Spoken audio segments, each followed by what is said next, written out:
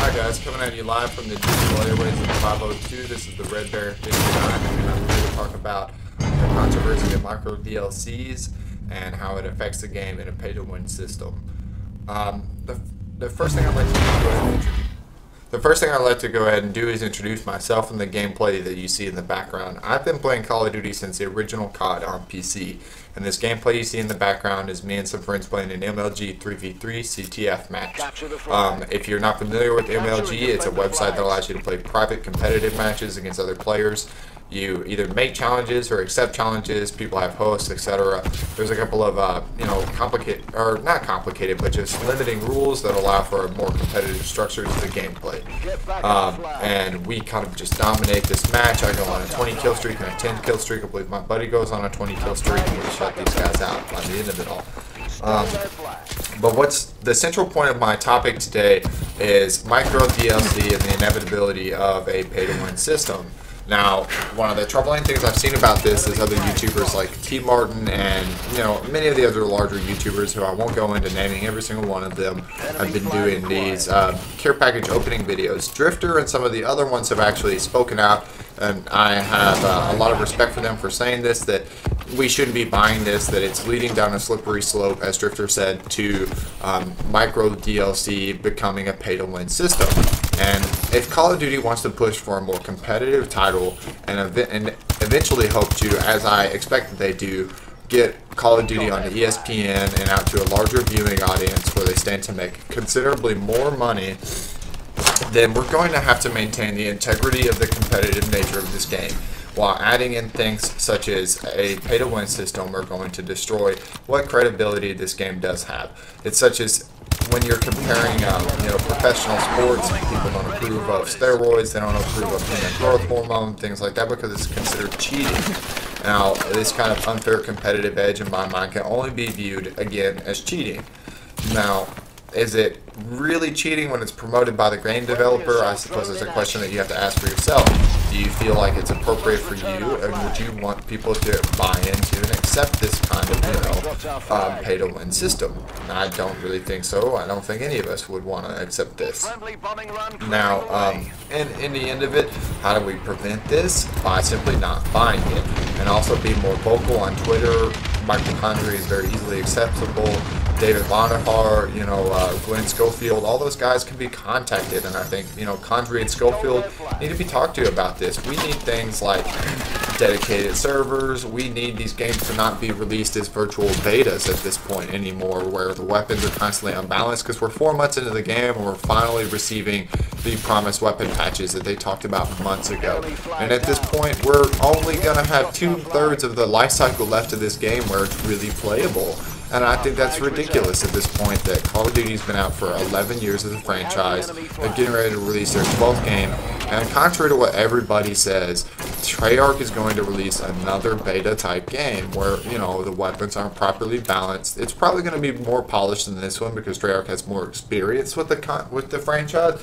But again, just as Infinity Ward and Treyarch have been around as long as they have, every single year there's always a weapon that needs to be balanced. There's always some kind of unforeseen issue with the perks, with the grenades, the C4, or whatever else, whether it be Dead Man's Hand, Commando, OP guns like the FAMAS, the FNFAL.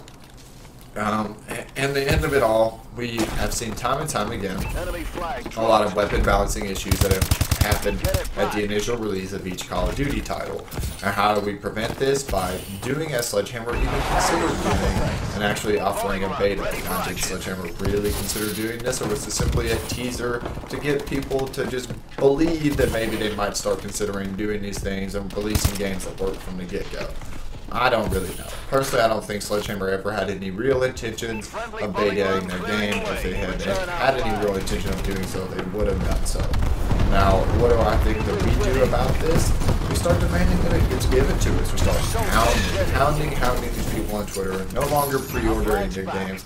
Don't give them any idea of how many games they may or may not sell, and don't buy them from day one anymore if they're not going to give us the things that we as a community deserve after spending billions on their games. I think that it's obvious that we have made them huge, and it's time that as a community we get recognized for all the things that we do to make Activision, a very successful company, from their titles such as World of Warcraft, onto Destiny, onto Call of Duty, etc. Get our flag. Now, Our flag's back. man, I have a little bit of a brain fart. I apologize, guys. What do we, I believe that Sledgehammer had a long-term plan from the get-go to introduce this kind of DLC, and that was evident when they originally released the supply drop care package thing, you know, and it's something that has been seen in other games such as CSGO, Battlefield, etc., but it was never a pay-to-win system. It's always been something that was either purely cosmetic or attachments that could be earned by completing challenges within the game, as it should be in Call of Duty. They should not necessarily be tied to prestiging. I don't think that's the right way to do it. I think that was also, again, an intentional thing, because how are they going to sell you care packages if you can just complete a series of challenges? They're not. So they had to make the unlocking them via playing the game something that was, for the majority of people, unattainable, due to the amount of time it would take for you to play the game to actually unlock those things. Now, at this point, I think it's time that we demand, before this game's life cycle is done, that there's a revamping of the system, and that's the way it continues to be done from now on. Micro DLC needs to be limited to things such as, you know, camos and uniforms, whatever else they want to sell us. But in the end, too, I don't understand how everybody complains about Ghost, but every single uniform they released for sale on Ghost was at least a complete uniform. They're releasing, you know, exos and helmets without the rest of the uniform. What is that? I don't understand. I can't imagine that it takes that much time for them to code that, especially considering how much employees they have, you know, especially considering they already have the base models for the paper dolls, and it's really not that big of a change, and many of the uniforms are just different skins painted onto an initial paper doll, something that's already existed for them for quite some time. Anyway, though, go ahead and leave me some comments down in the section below about what you would like to see done about this, how we could improve upon this, and how we as a community could vocalize and stand together, speak to Mr. Condrey, Mr. Schofield, and other, you know, executives, including David Vonderhaar, about how we're troubled by this system and we don't want it to make its way into Black Ops 3 or any other further Call of Duties. We want it stopped here, and we would like to see it stop now, because it's going to ruin the game when people can just simply pay their way to a better play experience than the next guy. And if it starts with weapons, then where does it go next? I can't imagine at this point. You know, maybe it'd be paying for better connectivity and things like that. Something that the FCC has already fought with the internet laws and things like that. But there could be other troubling implementations for this kind of system.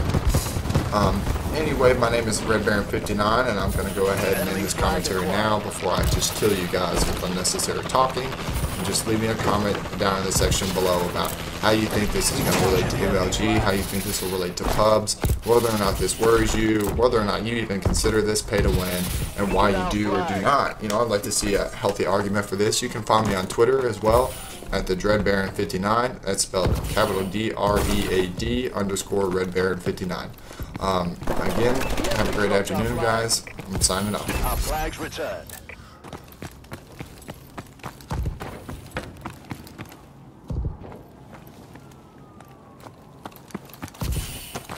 Got their flag.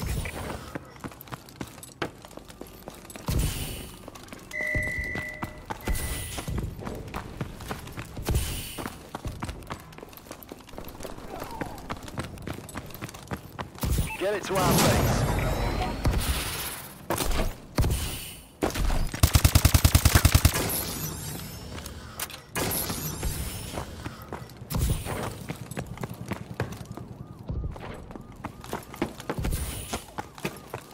Get back our flag. Bombing run, ready for action. Assault drone ready. Our flag's back. Friendly assault drone in action. Friendly bombing run incoming.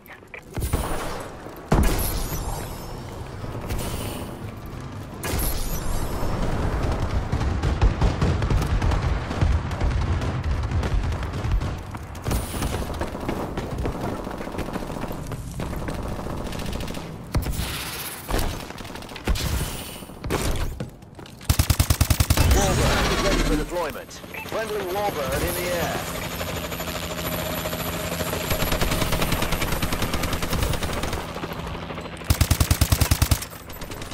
They're hurting. Keep hitting them.